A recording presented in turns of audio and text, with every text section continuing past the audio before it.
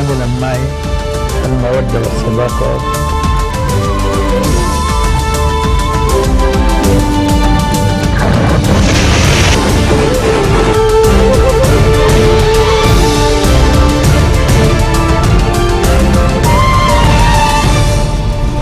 Բարև հարգելի ագնտիրներ հետ միջօրեի ժամը 4-ն ֆյուչր ենք սկսենք հայերեն լուրերու հաղորդումը։ Նախ կփոխանցենք խորագիրները։ Խորհրդարանին մեջ դեղի կունենա կառավարության հարցուփորձի նիստ։ Amnesty International-ը գփաստակրե Սուրիո իշխանություններու զանգվածային մահապատիժները Սեյիդ Նայա զինվորական բանդին մեջ ամենավայրակ միջոցներով։ Քնեսեթը բաշտոնավես գվավերացնե բաղեստինյան դարածքներու քողությունը, արաբական և միջազգային փուրն հագաթարց։ Գանցնիկ մանրամասնություններուն Լիբանանի խորհրդարանին մեջ այսօր դեղի ունեցավ կառավարության հարցուփորձի նիստը, զորվարեց խորհրդարանի փոխնախագահ Ֆերիդ Մքերին նկատի ունենալով, որ խորհրդարանի նախագահ Նաբիհ Բրրի գտնվի աբակինումի մեջ հիվանդանոցեն դուրս գալե ետք։ Նիստին ընթացքին շարքը երեսփոխաններ հարցումներ ուղղեցին վարչապետին եւ նախարարներուն, որոնք հանդես եկան բարձրապանումներով։ Վարչապետ Սաադ Ալ-Հարիրի հանձնառություն հայտնեց թե Մեմ Սալամի կառավարության կողմէ մշակված աղբերու թղթածրարի լուծման ծրագրին, ընդգծելով, որ աղբերուն փողոցներուն վրա գրգին կուտակումը անթույլատրելի է։ Աբորինի համացանցի թղթածրարին մասին խոսելով վարչապետը ընդգծեց, թե հանցագործները որևէ թողարկում կամ պաշտպանություն պիտի չգտնեն, այլ քին պիտի վճարեն իրենց կատարածին համար, իսկ անփաստանության ենթարկված անմեղներեն ներողություն պիտի խնդրվի։ Հարիրի նաև նկատել տվավ, որ երկրին մեջ քոյություն ունեցած քաղաքական բաժանումը ավարտած է եւ անոր վերաթարց չկա,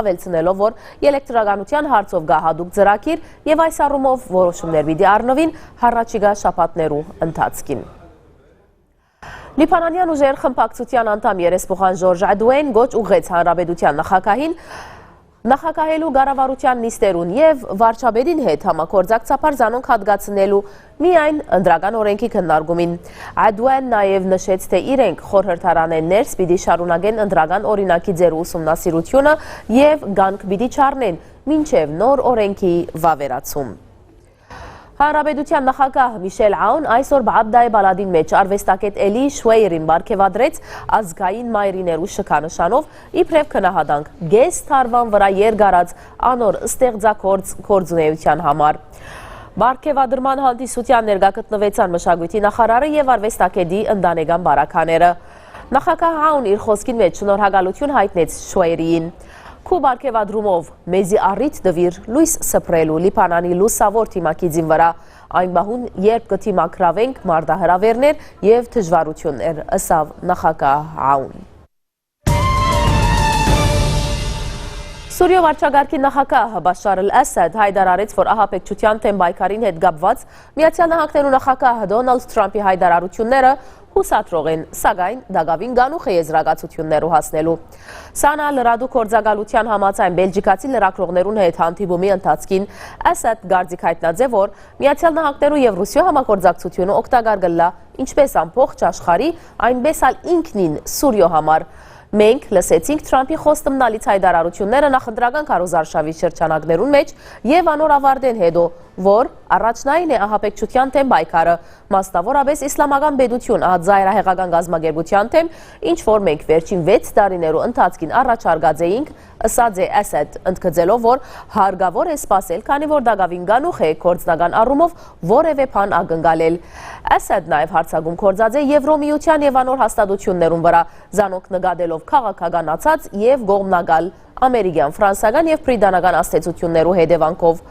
Ասադ նաև հավաստիացուցած է, որ իր վարչագահը գանդես է եւ գարհամար է նաեւ միջազգային թադականադյանը եւ միջազգային այլ գառույցները։ Իր գարքին Amnesty International-ը մեղադրած է Սուրիո իշխանությունները զանգվածային մահապատիժներ իրականացնելու մեջ։ Դամասկոսի մերձակայքը գտնվող Սեյիդ Նայա զինվորական բանդին մեջ Սուրիո իշխանություններ զանգվածաբար գախաղան բարձրացուցած են մինչև 13,000 մարդու։ Այս մասին այսօր հայտարարեց Amnesty International-ի զեկույցը։ Միջազգային իրավապաշտպան գազագերբությունը հայտարարած է, որ մարդու սպանթանոց անվանումը ստացած Սեյիդ Նայա բանդին մեջ ամեն շաբաթ 20-50 հոգի գախաղան կբարձրացվեին։ Amnesty-ն դվյալներ հավաքած է 211-2015 թվականներուն իրականացված մահաբադիժներու վերաբերյալ եւ գբնթե որ Սուրիո մեջ քաղաքացիական պատերազմի հանգեցուցած ապստամբության առաջին 4 տարիներու ընթացքին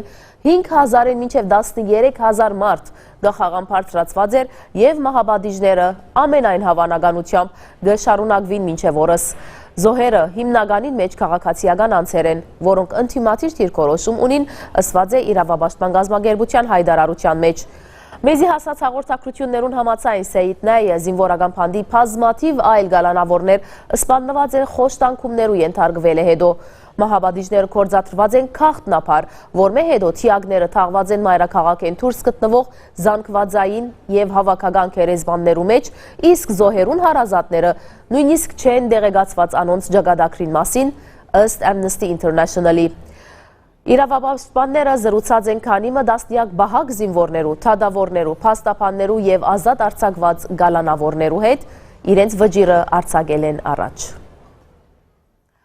Իսրայելի խորհրդարանը Քնեսետը երեկոյան ցայներու 60 գողմ 52 թեմ հարաբերակցությամբ օրինականացուց հորթանանքեդի արևմտյան ափին Պաղեստինյան բռնակրավյալ դարածներուն վրա աբորինի գերբով շուրջ 4000 բնակարանային միավորներու կառուցումը։ Ըստ փաստաթուղթի պաղեստինցիները, որոնք ի սկզբանե այդ հողերուն վրա սեփականություն ունեին, փոխհատուցում կստանան կամ քումարի դեսքով կամ այլ հողագդորի Մինչ Պաղեստինյան իշխանությունը գարկել է պաղեստինցիներուն հող վաճառել Իսրայելին, անոնց սպառնալով մահաբադիժով։ Նախապես օրենքի նախագիծը քննադատության ենթարկված էր ինչպես Իսրայելի, այնպես էլ միջազգային ընտանիքին կողմէ։ Պաղեստինցիները արդեն հանդես եկած են թադաբարդող հայտարարությամբ, նշելով, որ այդ ամենը պատճառ պիտի ըլլա դարաձաշրջանի մեջ ավելի մեծ ապագայունացման եւ քաոսի։ Իսրայելի գլխավոր թադախազը ոչ սահմանադրական որակած է օրինակիցը եւ հայտարարած, որ զայն պիտի չպաշտպանե քերակույն թադարանի մոտ։ Թուրքիա արտաքին գործոց նախարարությունը իր ղարքին փուրըն գերբով քննադատած է այս որոշումը, ավելցնելով, որ նշված գառույցները աբորինի են, իսկ անոնց վերաբերյալ ընդունված որոշումը կհագասե ՄԱԳ-ի ապահովության խորհրդի 2016 թվականի դեկտեմբեր 23-ին ընդունված թիվ 2334 որոշումին։ Հարկելի ագնտիրներ այժմ կընդհատենք հայերեն լուրերու հաղորդումը եւ ուղիղ եթերով գանցնենք Լահեի, ուր կշարունակվի Լիբանանի հատուկ միջազգային թադական ադյանի աշխատանքները։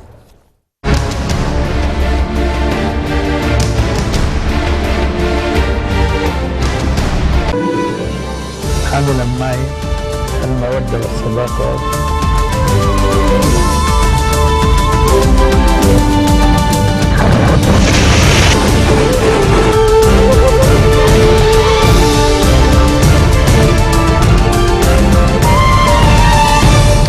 Mesdames et messieurs, bonsoir, bienvenue sur Futur TV pour cette édition spéciale. Ce soir, nous vous proposons un reportage rare et exclusif. 13 ans après le séisme meurtrier à Bam, dans le sud en Iran, nous sommes retournés sur place pour filmer le retour à la vie d'une ville qui a définitivement changé de visage le 26 décembre 2003.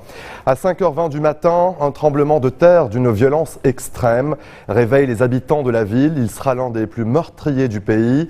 Plus de 30 000 morts, des dizaines de milliers de blessés et une ville entière à reconstruire. À l'époque, le monde entier se mobilise pour cette ville historique, abritant la plus grande citadelle en pisé du monde, joyau du patrimoine vieux de plus de 2000 ans. Plus d'une décennie après, où en est la reconstruction? Comment vivre au milieu des morts et des souvenirs? Comment affronter l'avenir en se souvenant que la terre a tout emporté sur son passage? Le reportage de Myriam Pirzadeh.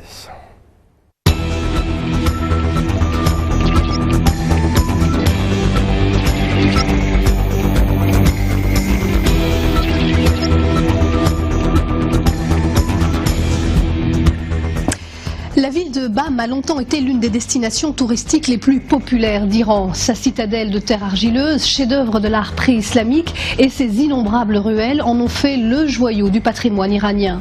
Un site inestimable, mais comme beaucoup d'autres en Iran, sous la menace constante des tremblements de terre. Il était près de 5h30 du matin ce 26 décembre 2003, lorsque la rupture d'une faille profonde et jusque-là invisible provoque un séisme d'une extrême violence.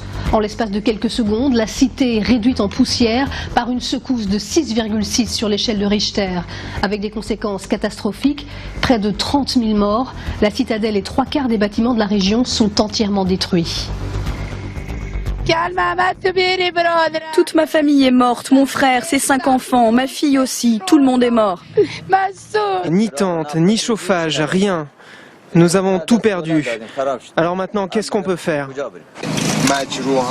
Héberger les sans-abri, soigner les blessés et sortir les cadavres des gravats, ce sont maintenant nos priorités.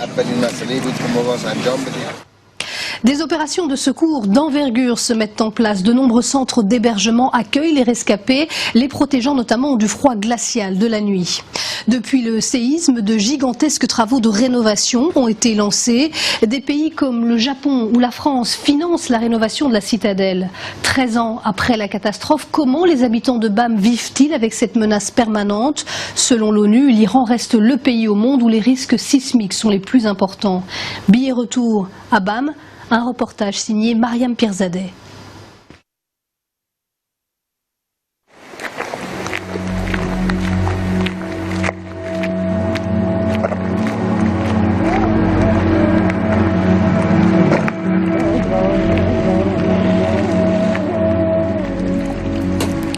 Tous les jeudis depuis 13 ans, Zara va chercher de l'eau et elle nettoie les tombes de toute sa famille, en commençant par celle de ses 4 enfants.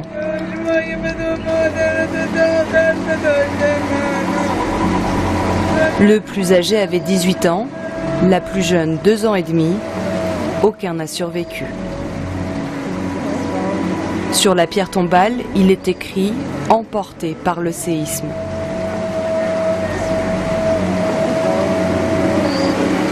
Zara a perdu la totalité de sa famille, son mari, ses parents, son frère, ses neveux et nièces. Depuis 2003, elle vit avec le souvenir des derniers instants.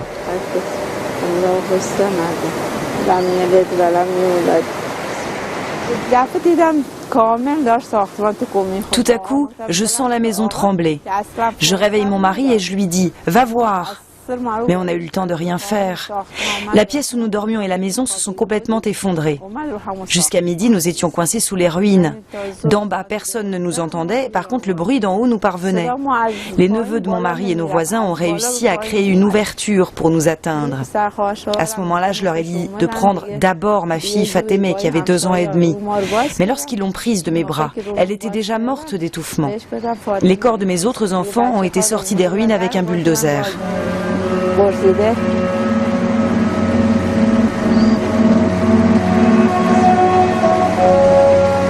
Après ce 23 décembre 2003, les autorités communiquent peu sur le nombre de morts. Le séisme aurait tué entre 20 et 40 000 personnes. Un habitant sur 3 a disparu. À l'époque, le monde entier se mobilise pour Bam. Même les États-Unis qui envoient de l'aide humanitaire à son vieil ennemi. La France, de son côté, a fourni ce nouvel hôpital en équipement. Et ceux qui le dirigent aujourd'hui l'affirment, tout est prêt en cas de nouveau séisme. Après ce tremblement de terre, pas seulement à Bam, mais dans tout l'Iran, nous avons acquis une expérience. Les cellules de crise ont été créées. L'ampleur de la catastrophe de Bam était telle que nous avons ensuite tout remis à jour. Désormais, nous savons quoi faire. S'il se passe quelque chose de cette ampleur de nouveau, nous serons préparés pour que les dégâts de Bam ne soient pas aussi importants. Il y a aussi des dégâts moins visibles et plus longs à soigner. Selon les médecins, 5% de la population souffrirait encore de dépression ou d'angoisse suite au séisme. Au fond d'un des couloirs, la petite unité psychiatrique de l'hôpital Pasteur se veut discrète. Nous avons beaucoup de patients qui souffrent de chocs post-traumatiques, mais beaucoup moins que dans l'année qui a suivi le séisme. Donc on voit que ce pourcentage a diminué. Ici, nous avons vu les progrès, surtout depuis la reconstruction de la ville et son embellissement. Sur les places, ils ont mis des fleurs, des fresques murales, et cela a eu un impact sur le moral des habitants.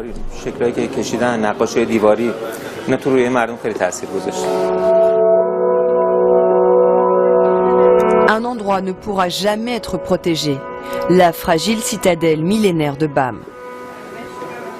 Son responsable, Afshin, dormait dans une petite maison pisée le jour du drame.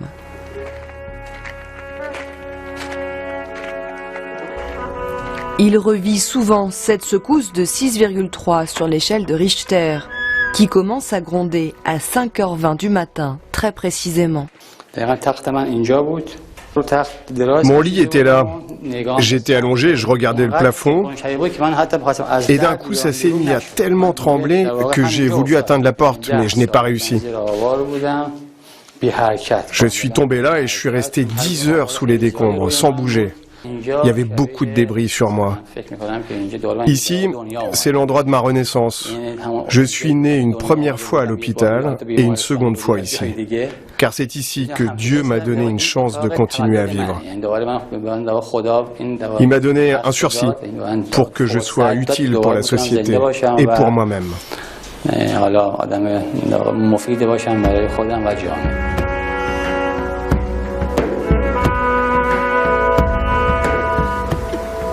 Après sa propre renaissance, il a décidé de redonner vie à la citadelle. Inscrit au patrimoine mondial de l'UNESCO, ce bijou architectural, vieux de 2700 ans, était la plus ancienne citadelle en pisé du monde. Un mélange de paille et de boue. Les secousses l'ont presque entièrement détruite. Depuis quelques années, 120 personnes travaillent pour lui redonner sa splendeur d'antan. Notre priorité dans nos travaux de reconstruction était de sécuriser la voie pour que les visiteurs puissent se promener sans risque. Vous voyez là, du grand portail jusqu'en haut de la citadelle. Donc nous reconstruisons des fondations plus saines pour que les personnes n'aient plus peur des constructions en boue et en paille. Il ne faut pas qu'ils considèrent que cette architecture est dangereuse. Si un bâtiment est construit de manière correcte, il sera beaucoup plus résistant au séisme. Il ne s'effondrera pas et les dommages seront moins importants.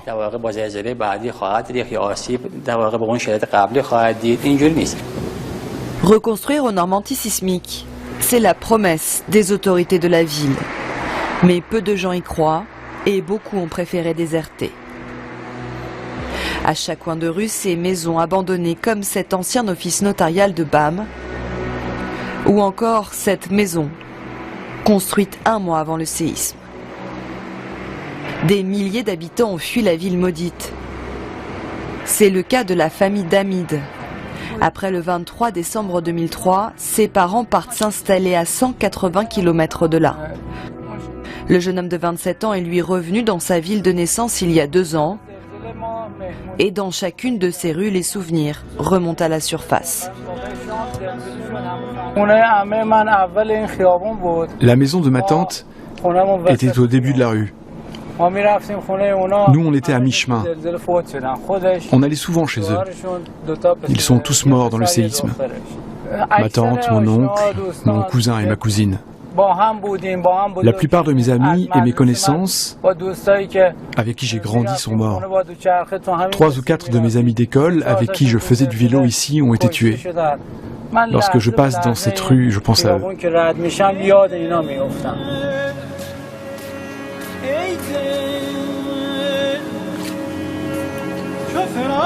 Salam.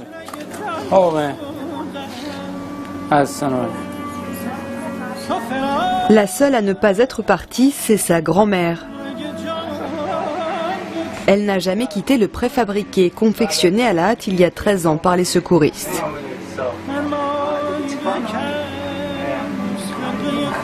À 90 ans passés, elle se sent plus en sécurité dans cette petite cabane en tôle. Je venais de terminer ma prière, je saluais le prophète avec le tasbir. J'avais presque fini lorsque j'ai entendu un grand bruit. Et là, je n'aurais jamais imaginé ce que j'ai vu. L'eau et l'électricité ont été coupées. Il y avait des cris. Le bruit venait de la terre et du ciel. C'était l'apocalypse. Hamid nous montre la maison où il vit seul. Elle a été reconstruite il y a quelques années. De sa vie d'antan, il n'a gardé que ce Coran retrouvé sous les gravats de la maison familiale. Et le jeune homme a du mal à s'approprier ces nouveaux lieux. Regardez par vous-même. Nous n'avons même pas peint les murs. On est parti en même temps que les souvenirs d'avant. On n'a même pas le cœur à mettre des ampoules à ces fils électriques. Pour moi, cette maison est avant tout le symbole qu'il y a eu un tremblement de terre à Bam. Ce n'est pas comme si on menait une vie paisible ici. C'est sûr, avant on était peut-être moins bien équipés, mais on était une famille. Mais après le séisme, on a été éparpillés. Maintenant, il y en a un ici, un autre là-bas. Chacun vit sa vie. Tous ceux qui vivent encore ici et qui ont vécu ce séisme ne peuvent pas l'oublier. Ces souvenirs douloureux ne partent pas de notre tête. Les habitants de Bam ont reçu un prêt des autorités pour reconstruire leur vie, l'équivalent de près de 4 000 €. De quoi moderniser les habitations. Les maisons en pisé ont laissé place à celles en briques. Un nouveau bazar est sorti de terre.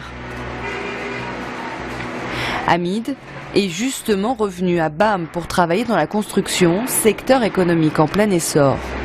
Et le grand projet de ce nouveau Bam, c'est ce centre commercial. Un mall à l'américaine, bien loin du bazar traditionnel iranien. Après, au-dessus, sur la colonne, on va patiner. On va ensuite dessiner un palmier dont les feuilles vont remonter jusqu'à la coupole. Je veux aussi qu'il y ait dessus les détails du tronc.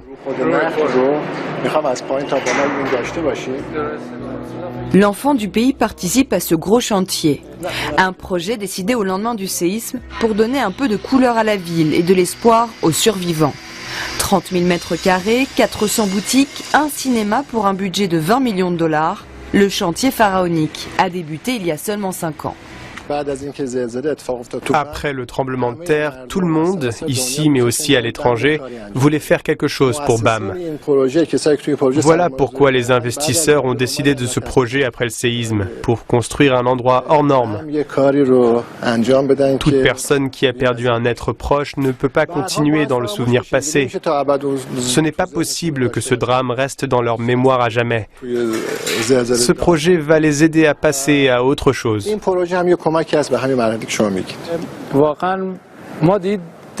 Honnêtement, avant nous n'avions pas le cœur de revenir.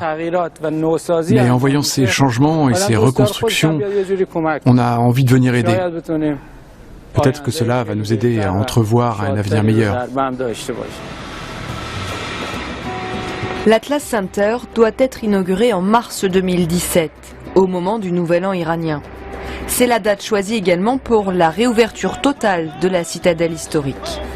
En attendant, chaque petit détail compte pour tenter de redonner vie à l'un des plus beaux édifices historiques de l'Iran. À l'intérieur, on peut faire ce qu'on veut, mais à l'extérieur, on doit suivre exactement les plans d'avant. Sur 1 mètre, tu dois garder ici les 4 cm qui étaient prévus. Seule exception, cette partie qui n'a pas été reconstruite. Et c'est ainsi que se referme cette édition spéciale. Merci de nous avoir suivis. Très bonne suite de programmes sur notre antenne. À demain. الحمد لله المودة والصداقة